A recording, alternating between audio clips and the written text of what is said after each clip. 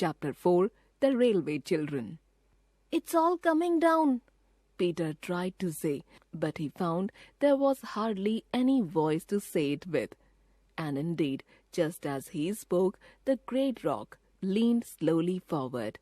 And then rock and trees and grass and bushes, with a rushing sound, slipped right away from the face of the cutting and fell on the line with a blundering crash that could have been heard half a mile off. "Look what a great mound it's made," said Bobby. "Yes," said Peter, slowly. He was still leaning on the fence. "The 11:29 down hasn't gone by yet. We must let them know at the station, or there'll be a most frightful accident." "Let's run," said Bobby, and began. But Peter cried, "Come back," and looked at Mother's watch. He was very prompt and businesslike, and his face looked whiter than they had ever seen it. "No time," he said. "It's 2 miles away, and it's past 11. If we only had something red," Peter said, "we could go round the corner and wave to the train." "We might wave anyway." They got down the steep stairs. Bobby was pale and shivering. Peter's face looked thinner than usual. Phyllis was red-faced and damp with anxiety. "Oh, how hot I am," she said. "And I thought it was going to be cold. I wish we hadn't put on our—" She stopped short and then ended in quite a different tone. "Our flannel petticoats." Bobby turned at the bottom of the stairs. "Oh yes," she cried. "They're red. Let's take them off."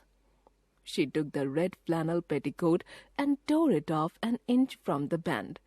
Then she tore the other in the same way. Peter divided each petticoat into 3 pieces. "Now we have got 6 flags." He looked at the watch again. "And we've got 7 minutes. We must have flagstaffs." The knives given to boys are, for some odd reason, seldom of the kind of steel that keeps sharp. The young saplings had to be broken off. 2 came up by the roots. The leaves were stripped from them. "We must cut holes in the flags and run the sticks through the holes," said Peter. And the holes were cut. 2 of the flags were set up in heaps of loose stones between the sleepers of the down line.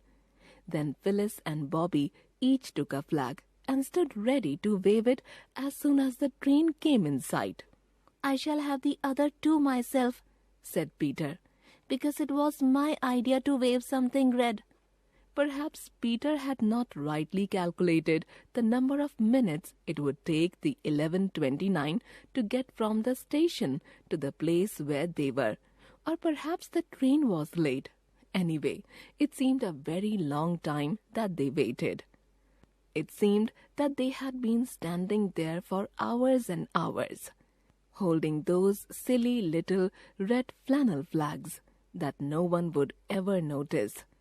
Bobby's hands grew very cold and trembled so that she could hardly hold the flag. And then came the distant rumble and hum of the metals, and a puff of white steam showed far away along the stretch of line. "Stand firm," said Peter, "and wave like mad.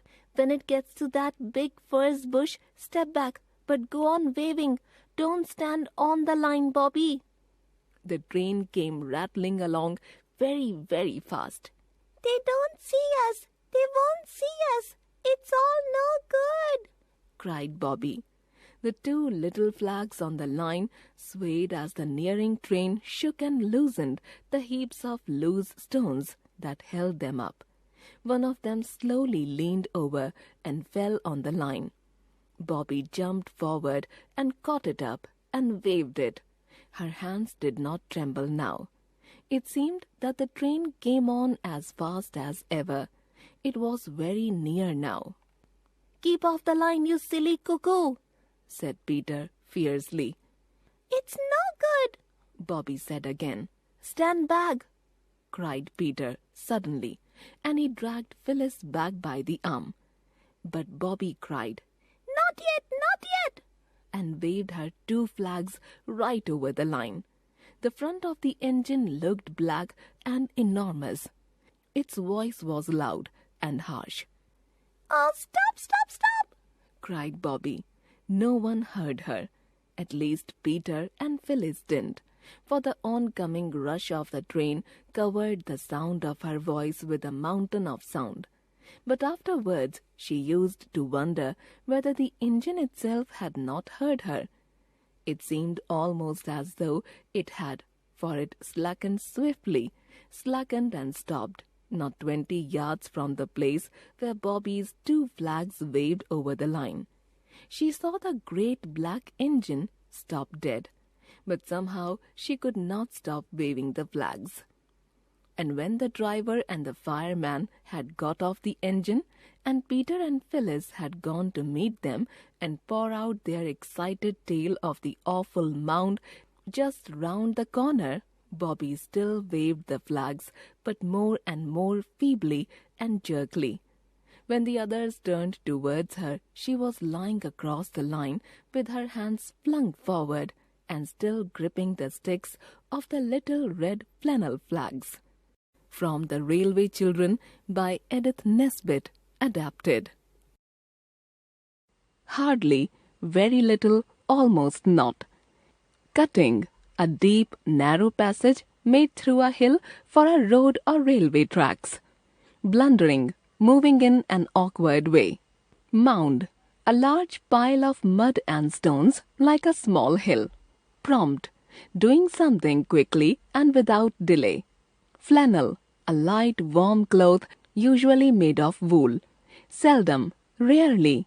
Saplings, a young tree.